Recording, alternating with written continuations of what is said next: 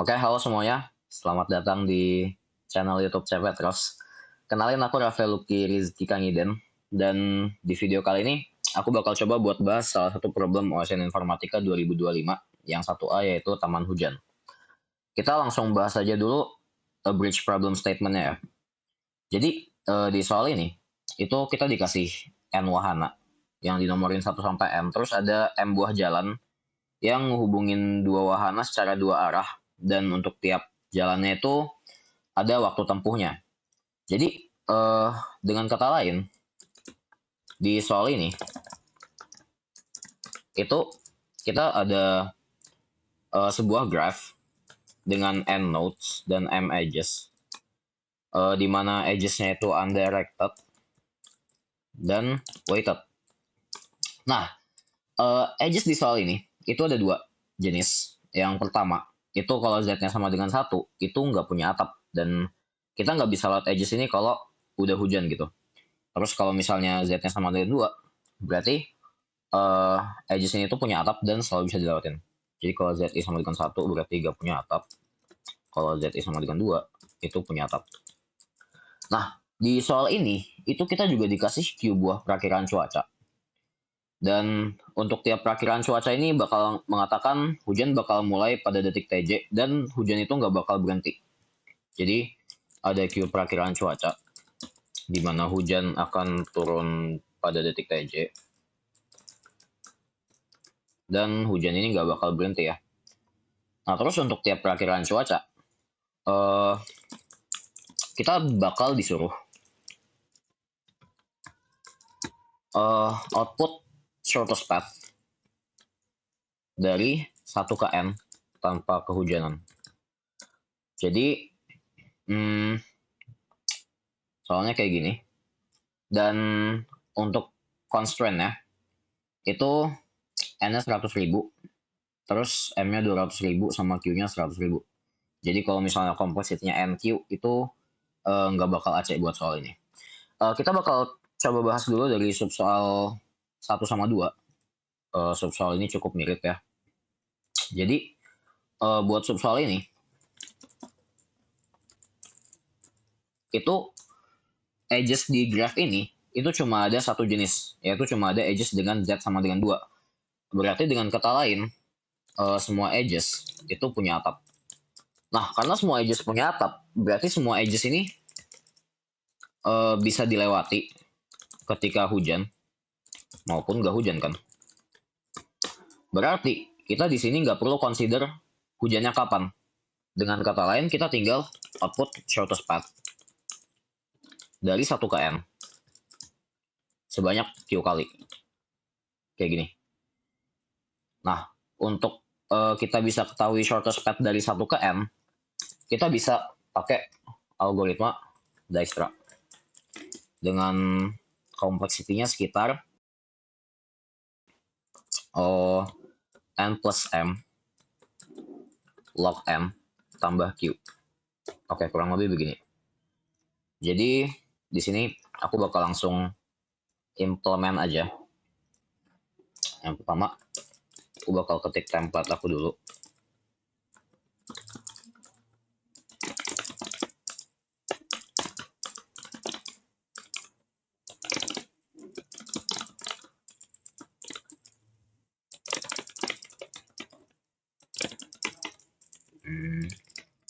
First, harusnya ini aja. Oke, kita bakal bikin dulu input buat soal ini. Jadi kita dikasih n sama m, terus setelah itu ada m adjacent listnya sama ada q perakiraan cuaca ya. Jadi ada n, m, i, j, t, q, u, v, w, z. Kita bakal ini. Oke. Ini u, v, w, z. Terus kita bakal bikin vektor buat adjacent listnya sebanyak node. Nah, di sini ada 3 ya. Ada node yang terhubung weight sama jenisnya. Jadi kita bisa bikin node weight jenis. Kita bisa bikin pair integer sama pair ya. Ini pair int. Oke, terus kita bakal pushback aja. Di sini weight ini bukan v, ini adj. Ini v, yz. Kita bakal pushback secara dua arah. Pushback u, yz. Nah, setelah itu kita bakal lakuin Dijkstra dulu. Sini kita bakal lakuin Dijkstra. Yang pertama kita bakal siapin array sebanyak node, distance misalnya. Dan kita bakal set nilai distance ini selain starting node itu jadi satu nilai yang sangat besar gitu, 10/18 misalnya. Habis itu kita bakal butuh priority queue juga. Jadi path queue di sini node sama weight dulu deh, weight node. Kita bakal bikin pair kalau gitu. Jangan lupa kita bikin min heap ya priority queue-nya.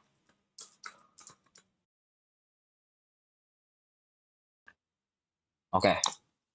Kita bakal push starting node-nya di mana weight-nya 0 dan starting node-nya 1 dan kita bakal lakuin Dijkstra-nya di sini. Node itu PQ top second, PQ top first, kita pop, terus kita cek apakah distance node sama dengan. Kalau nggak sama dengan kita bakal continue aja. Terus kita iterate semua node yang berdekatan. Jika distance first lebih dari 0 plus weight-nya ada di second first, maka kita bisa replace distance-nya 0 plus di second first, terus kita bisa masukin ke dalam PQ. Ini di first. Oke. Di sini Dijkstra-nya udah selesai. Sekarang kita bakal input perakiraan cuacanya ya. Jadi ada Q ini int, dan karena kita bakal target acain subtask 1 sama 2, kita tinggal output distance n. Nah, harusnya gini. Jadi kalau misalnya kita cobain buat sampel case yang pertama, ini harapannya outputnya adalah shortest path 1 ke 4 itu 50, 50, 50. Jadi kita anggap semua edges punya atapnya ya. Oke, udah 50, 50, 50. Kita bakal coba submit dengan harapan kita dapat 15 poin. Nah, tapi apakah kita akan dapat 15 poin di sini? Coba kita lihat ya.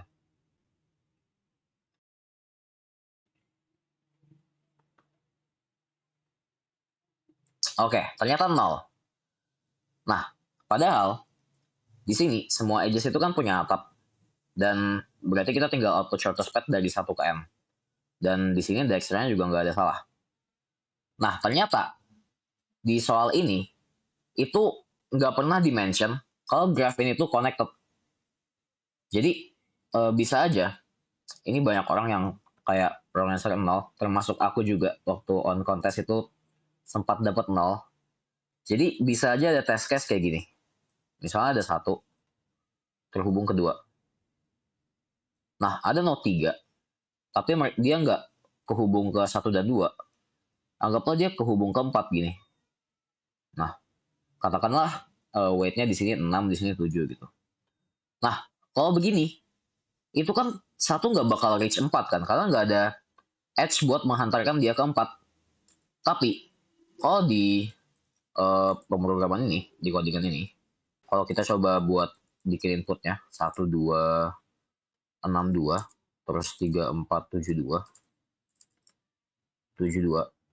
Terus anggaplah ada 3 perakiraan cuaca, 1, 2, 3 gitu, 1, 3, 4 deh. Nah, outputnya ternyata 10/18, 10/18, 10/18. Jadi, kita harus cek dulu di sini. Jika distance n itu sama dengan 10/18, maka kita bakal see out -1. Else, kita bakal see out distance M. Ini harusnya outputnya jadi negatif 1 semuanya. Dan kita bakal submit dengan harapan kita dapat 15 poin.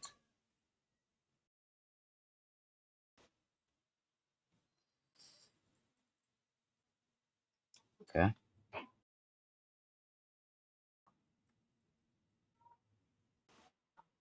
Oke, dapat ya 15 poin. Kalau gitu, kita bakal lanjut ke subtask yang ketiga. Nah, buat subtask yang ketiga, itu masih kurang lebih sama. Karena edges-nya itu masih sejenis semuanya di subsoal 3. Ini semua edges gak punya atap. Nah, dengan kata lain, berarti semua edges itu gak bisa dilewati ketika hujan turun. Nah, berarti agar ada cara yang valid, maka shortest path dari 1 ke M harus lebih kecil sama dengan waktu hujan. Kayak waktu hujan turun. Jadi misalnya kayak ada graf gini. Anggaplah 1, 2, terus ini 3, ini 4 gitu. Kayak gini. Katakanlah di sini edges-nya 6, terus di sini edges-nya 7. Di sini 2, ini 3 gitu. Atau mungkin ini 2 juga. Nah, di sini kita bisa lihat kalau shortest path dari 1 ke 4 itu kan ada 8 detik ya. Nah, kalau misalnya hujan itu turun di detik ke-7, let's say hujan turun di detik ke-7 gitu. Hujan turun di detik 7. Oke. Nah, kalau misalnya kita lewat ke sini, kita kedua. Oke, kita sampai di node 2 di detik 7. Setelah itu hujan turun, berarti kita nggak bisa kemana-mana lagi dong. Kayak kita stuck di sini, kita nggak bakal bisa sampai N. Sedangkan kalau misal kita mau ketiga, di mana ini jalan shortest path-nya, oke, ketika kita sampai node 3, itu belum hujan. Kita bakal melanjutin perjalanan. Tapi ketika kita di tengah-tengah perjalanan ini, itu hujan bakal turun. Jadi kita bakal kehujanan di tengah jalan gitu. Jadi nggak bakal bisa. Tapi kalau misalnya, let's say hujannya turun di detik ke-9 gitu. Kita bakal nyampe sebelum detik 9, jadi kita nggak bakal kehujanan. Oke, jadi kita tinggal tambahin aja di sini. Kita tinggal cek apakah distance lebih dari T. Kalau distance shortest path dari 1 ke N itu lebih dari T, kita bakal siap min 1. Kalau nggak, kita bakal siap distance-nya. Kita bakal coba submit ya.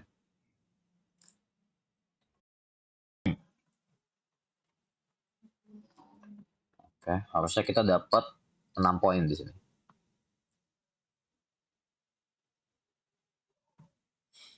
Oke, Aceh ya subtask 3-nya.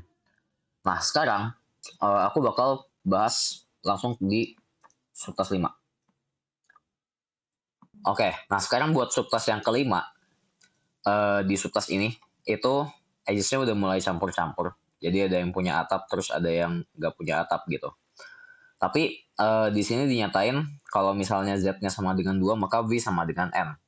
Dengan kata lain, kita bisa bilang kalau tiap edge yang punya atap itu terhubung langsung dengan N. Langsung. Oke. Jadi kalau kita gambar, grafnya itu bakal jadi kayak gini. Jadi tiap edge yang punya atap itu dia langsung terhubung dengan N. Nah, sekarang buat kita ngejawab tiap perakiran cuaca, yang pertama, buat kita dapetin shortest path dari 1 ke M, itu ada 2 kasus. Kasus pertama itu jika distance M itu lebih kecil sama dengan T. Oke, sabar. Kita definisiin dulu tadi distance N itu adalah distance I itu shortest path dari 1 ke I. Jika distance M itu lebih kecil sama dengan T, ya udah, maka answer sama dengan distance M, ya kan?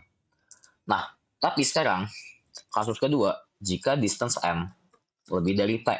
Nah, kalau kita balik ke subtask 3 di codingan kita yang tadi, ini kalau misalnya distance N-nya lebih dari T, kita bakal si out min 1 kan langsung, kayak answer-nya nggak exist. Nah, kalau di subtask ini, kalau distance N itu lebih dari T, belum tentu jawaban itu min 1. Karena kita punya edges yang punya atap ini, gitu. Nah, sekarang kalau distance N-nya lebih dari T, kita bakal perhatiin edge-edge ini. Edge yang terhubung, atau edge yang dihubungkan dengan edge yang punya atap, gitu. Nah, jadi pertama, aku bakal definisikan X sebagai node yang dihubungkan, yang terhubung dengan edge beratap. Jadi kalau di graph ini 6 ini termasuk X, 3 ini termasuk X, terus 5 ini termasuk X gitu kan. Nah, observasinya adalah kalau kita bisa sampai ke X tanpa kehujanan, maka kita bisa sampai ke M, ya kan? Kalau kita bisa sampai ke 3 tanpa kehujanan, ya udah. Karena 3 ke N ini kan udah connected gitu. Kita bisa sampai ke M gitu. Karena dari X ke M itu ada edge yang punya atap. Nah, berarti jika distance distance X itu lebih kecil sama dengan T, answer exists, ya kan? Answer exists. Nah, sekarang berarti dengan kata lain, shortest path dari 1 ke M itu adalah nilai minimum dari distance X ditambah ini. Jadi shortest path dari 1 ke M, kalau di graph ini, kita kan bisa pilih 3 gitu. Shortest path dari 1 ke 6 ditambah 8, atau shortest path dari 1 ke 3 ditambah 5, atau shortest path dari 1 ke 5 ditambah 1, ya kan? Jadi, dengan kata lain, shortest path dari 1 ke N itu adalah shortest path 1 ke X, yaitu distance X, ditambah weight dari edge yang menghubungkan X ke M. Oke? Jadi, misalnya kita namain aja variabelnya dulu. Misalnya, weight I itu adalah weight dari edge beratap yang menghubungkan I ke M. Sebenarnya bukan weight sih, minimum weight. Karena kenapa minimum weight? Karena di soal ini itu nggak ada statement edges yang menghubungkan U ke V itu exactly 1 gitu. Jadi bisa aja ada kasus kayak gini. Misalnya kayak gini kasusnya. Ini ada edge lagi, ini ada edge lagi gitu. Jadi yang menghubungkan 5 ke 7 itu ada 3 edge beratap. Anggap aja ini weight-nya 6, terus ini weight-nya 7 gitu. Nah, di antara 3 edge ini, of course kita ngambil yang paling kecil dong kalau kita pengen shortest path-nya, ya kan?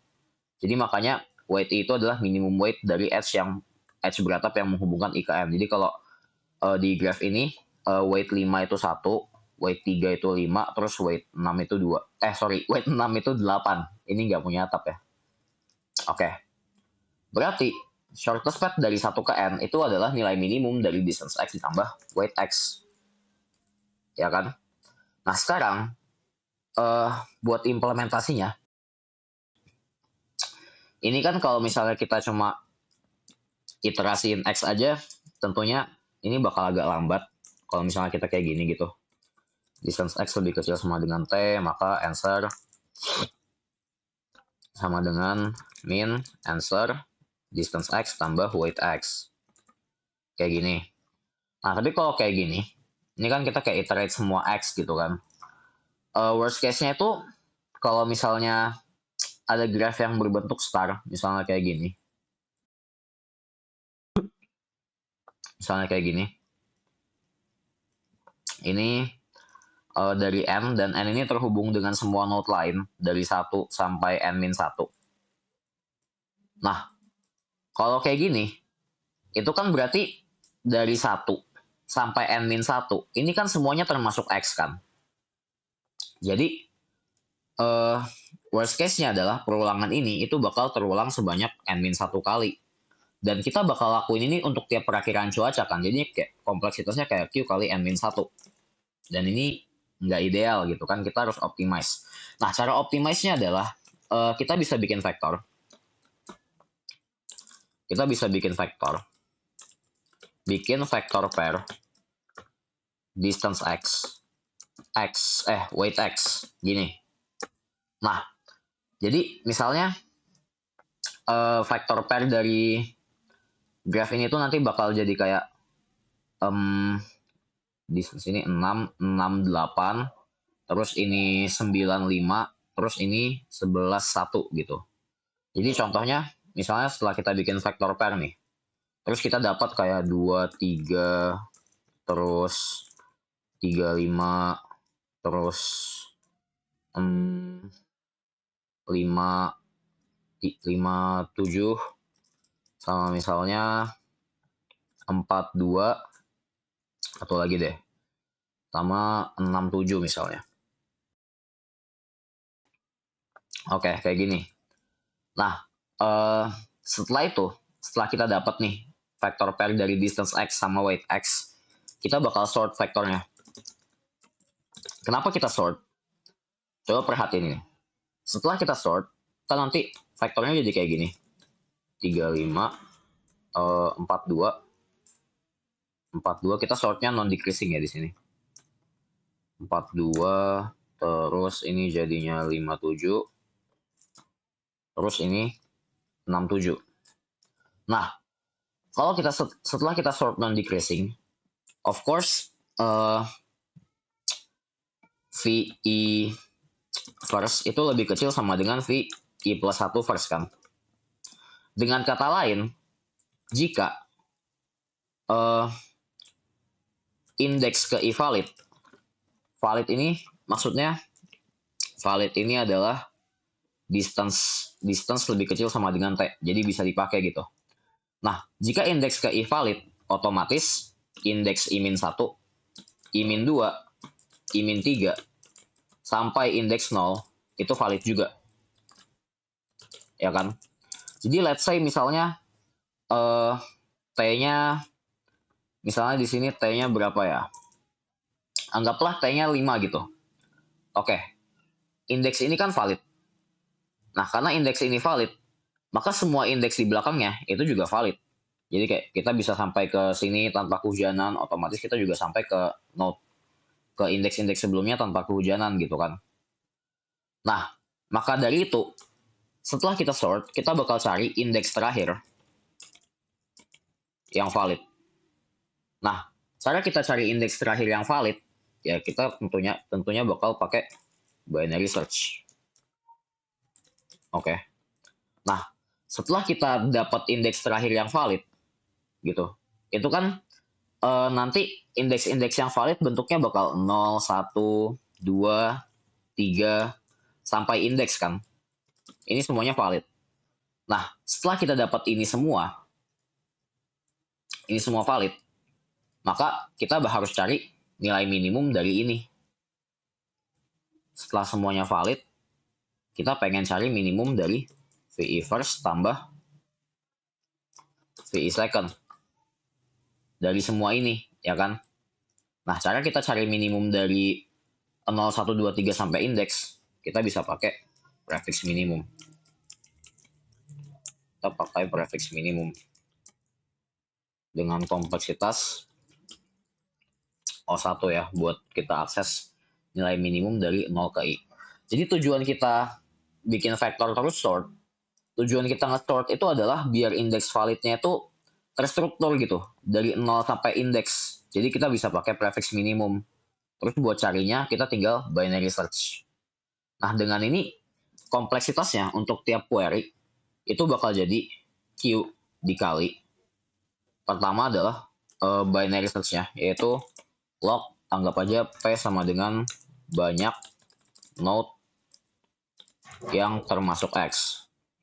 Jadi log P dikali prefix minimumnya 1 kan. Ya udah, berarti Q dikali log P. Nah, sekarang Aku bakal coba buat implement. Jadi yang pertama tadi kita harus bikin dulu ini weight ya. Jadi kita bikin aja weight 200.000. Terus kita bakal assign weight-nya di sini. Jadi jika V-nya sama dengan N dan Z-nya sama dengan 2, maka weight dari U itu adalah nilai minimum dari weight U, atau kita pakai weight baru yaitu W. Nah, tapi sebelum itu kita set dulu weight-nya semuanya infinity. Jadi weight I sama dengan 10 pangkat 18. Setelah itu kita bakal bikin vektor. Vektor per V. Di sini V udah dipakai ya. Ini kita ganti V gede deh. Ini V, ini V gede. Ini ganti jadi V gede. Ini juga ganti jadi V gede. Dengan isi vektornya adalah pair dari distance I dan weight I, di mana I elemen X. Oke. Setelah itu kita bakal isi vektornya. Kita butuh distance-nya untuk tiap node dulu. Jadi setelah priority queue-nya kita bakal isi dari 1 sampai N. Nah, di sini kita cek jika ini kan if-nya jika I termasuk X, maka kita bakal masukin ke dalam vektornya kan. V pushback distance I, weight I. Gini. Nah, apa syarat I termasuk X? Ingat, X itu adalah node yang terhubung langsung dengan edge beratap. Nah, kalau sebuah node itu terhubung langsung dengan edge beratap, maka dia punya yang namanya weight I, ya kan? Maka weight I dari node tersebut pasti bukan infinity. Jadi kalau misalnya weight I-nya terisi, oke, berarti ini pasti X, I itu pasti X gitu. Setelah itu kita bakal sort V begin, V end. Nah, udah selesai. Setelah itu kita bakal bikin prefix minimum. Jadi P sama dengan V size. Nah, ingat ya, di sini itu P itu bisa saja 0. Kenapa P bisa saja 0? Di subtas 5, ini kan dinyatainnya jika Z sama dengan 2, maka V sama dengan M. Berarti ini nggak ngegaranti bahwa pasti ada edge yang punya atap gitu. Kayak kalau misalnya dimasukin test case kayak gini,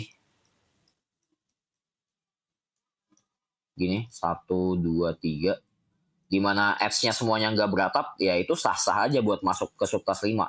Karena di sini nggak dijamin bahwa pasti ada edge beratap, tapi yang dijaminnya adalah kalau edge-nya beratap, V-nya adalah M. Gitu. Jadi bisa saja kalau misalnya kayak gini, berarti kan X itu kan nggak exist gitu, karena nggak ada edge beratap kan. Berarti P ini weight semua node itu pasti 10 per 18, terus V ini nggak bakal berisi gitu. Nah, karena P itu bisa saja 0, jadi kita bakal if di sini. Jika P-nya lebih dari 0, maka prefmin-nya kita bakal isi. Dengan nilai awal prefmin 0 itu V0 first tambah V0 second. Terus kita bakal iterasi dari 1 sampai P-1.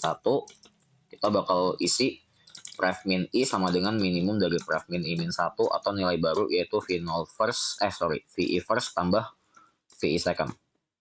Oke. Setelah itu di query-nya kita bakal cek dulu jika distance N-nya lebih kecil sama dengan T, ya udah kita bakal see out distance N. Terus continue. Nah, terus kita bakal cek kalau P-nya sama dengan 0, dalam artian X itu nggak exist, atau semua edge itu nggak beratap, ya udah, berarti kita pasti di sini see out min 1. Kenapa kita pasti see out min 1? Jika P sama dengan 0 atau semua edge nggak beratap, distance N kan harus lebih kecil sama dengan T. Sedangkan kalau misalnya kita masuk di sini, berarti kan ini nggak ke-trigger kan, continue ini nggak ke-trigger, ya udah berarti kalau kita udah di sini, ya distance N-nya pasti lebih dari T dong. Kita tinggal see out min 1 aja. Nah, kalau kita udah di sini, oke, berarti answer itu exist. kita bakal bikin binary search. Kita bakal cari indeks terakhir dari V atau cari VI terakhir yang lebih kecil sama dengan T, ya kan? Kita bakal bikin 2 pointer buat binary search, LRM, terus indeks sama dengan min 1. While L lebih kecil sama dengan R, kita bakal bikin M sama dengan L plus R min L per 2. Setelah itu jika VM first itu lebih kecil sama dengan T, maka indeksnya kita replace dengan yang baru, lalu pointernya kita geser ke kanan, kalau enggak pointernya kita geser ke kiri. Oke, binary search-nya udah selesai. Setelah itu, di sini masih ada lagi kondisi yang bikin min 1. Sorry, di sini sampai sini belum pasti answer itu exist. Jika indeks sama dengan min 1. Nah, jika indeks sama dengan min 1, indeks sama dengan min 1 ini terjadinya ketika kapan? Ketika ini nggak pernah ke-trigger, ya kan? Berarti semua isi vektor first itu lebih dari T. Jadi anggapannya kayak gini. Misalnya, ini vektor kita gitu kan. Ini vektor kita nih, ini. Terus, T-nya 1 gitu. Hujan turun di detik pertama. Ya udah, nggak ada yang valid di sini. Karena semuanya kita bisa sampai di atas detik pertama. Ya udah, berarti kalau misal indeks min 1, kita bakal see out min 1 lagi. Di sini kita bakal see out min 1. Kalau misalnya enggak, ya udah kita bakal see out aja ref min dari indeks. Oke. Harusnya ini udah selesai buat subtask kelima. Aku coba cek dulu apakah ada error atau enggak. Semoga nggak ada. Oke, ternyata nggak ada. Dan di sini aku bakal coba buat submit dengan harapan kita dapat poin itu 22 subtask 5 dan juga subtask 3 ini juga termasuk subtask 5. Jadi 22 tambah 6 itu 28. Kita coba lihat ya.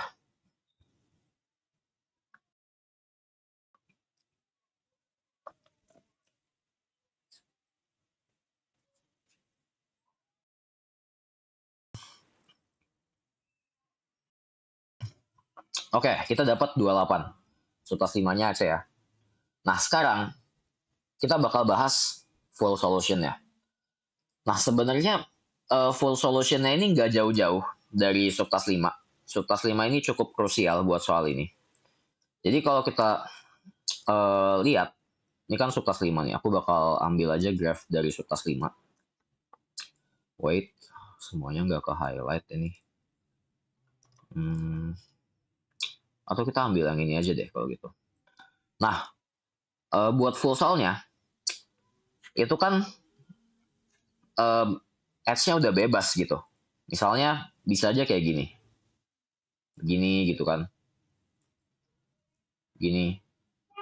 Nah, yang paling penting sebenarnya cukup mirip sama subtask 5 tadi.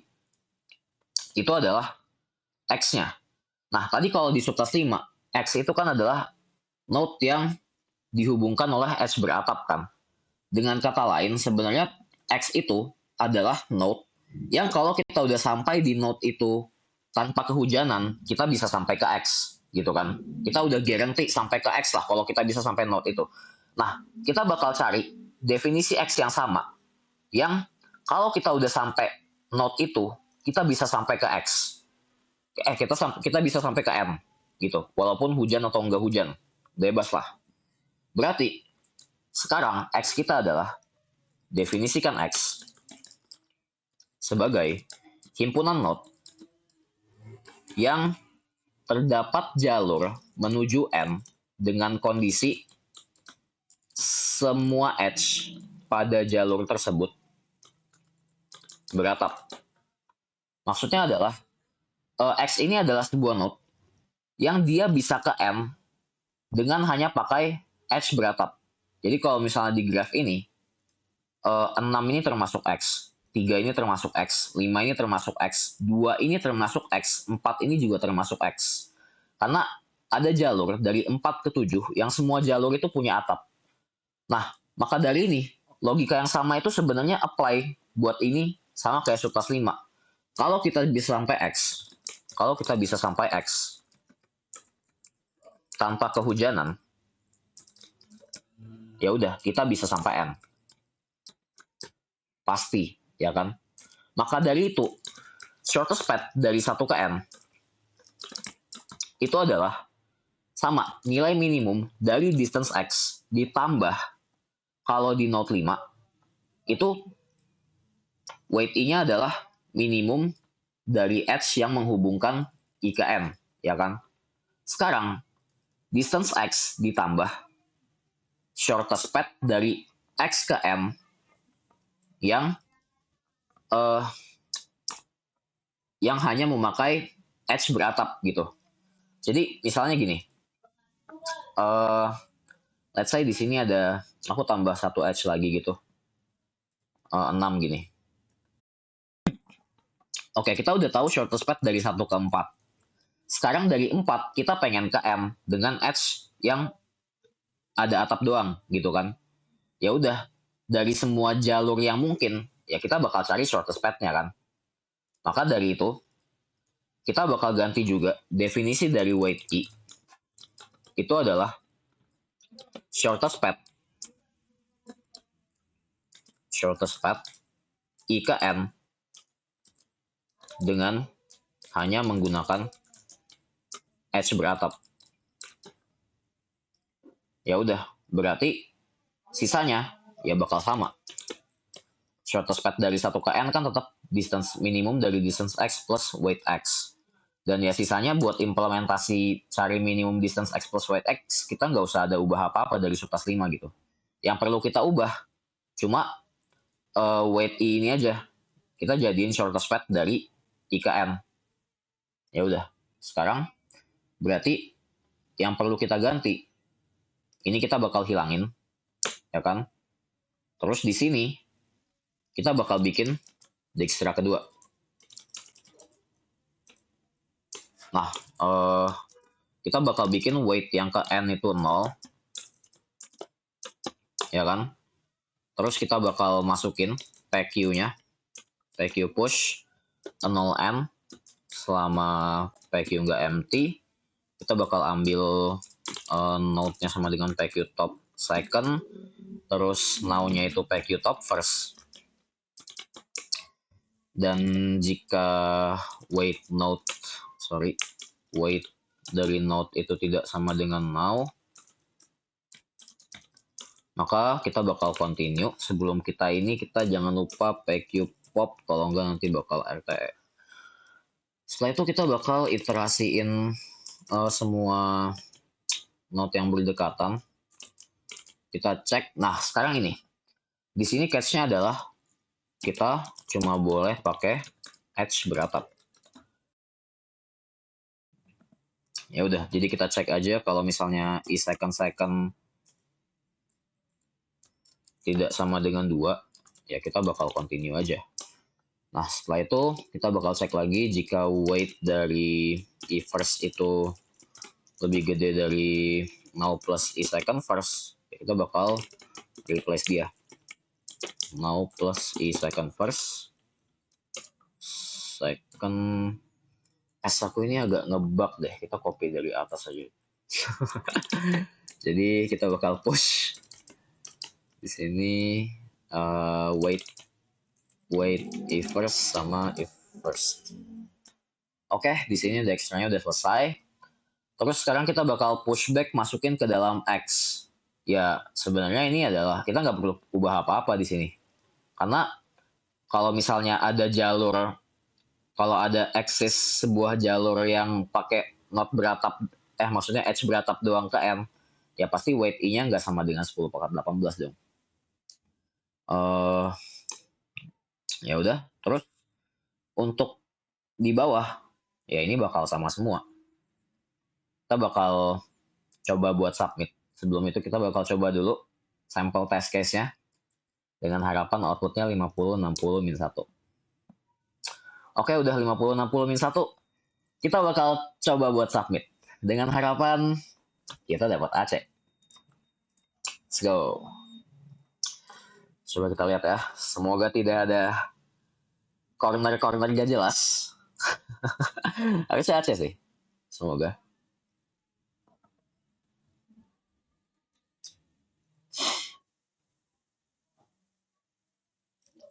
Agak lama pendingnya. Harusnya Aceh sih kalau lama. Hmm.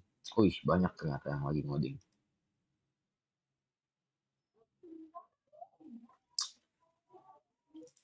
Hmm. Oke, Aceh ternyata ya. Oke, jadi eh dari soal ini yang pengen aku highlight itu adalah subtas yang kelima. Dan sebenarnya inti dari soal ini tuh ya itu observasi X ini gitu. Jadi kita pengen cari node yang sekiranya dari node itu kita udah aman lah. Pengen ke N itu mau hujan atau enggak itu udah aman dan ya sisanya tinggal kita lanjutin aja observasinya. Jadi inti observasinya itu ini dan subtas 5 ini juga sangat membantu banget buat soal ini. Dan ya sekian pembahasan dari aku. Sorry kalau misalnya ada salah kata. Dan thank you buat semuanya yang udah nonton dan buat yang masih berjuang buat OSN Informatika 2026 khususnya. Ya tetap semangat, jangan malas. Tiada hari tanpa ngoding, ya minimal satu hari satu soal lah. Dan ya usahain buat keluar dari zona nyaman juga. Ya misalnya kalian nyamannya kerjain problem CF 1500, ya coba-cobalah keluar dari zona nyaman kerjain 2500 gitu. Enggak, aku cuma bercanda ya. Cobalah kerja 1700 atau 1800 biar skill kalian itu bisa terus bertambah. Oke, thank you semuanya.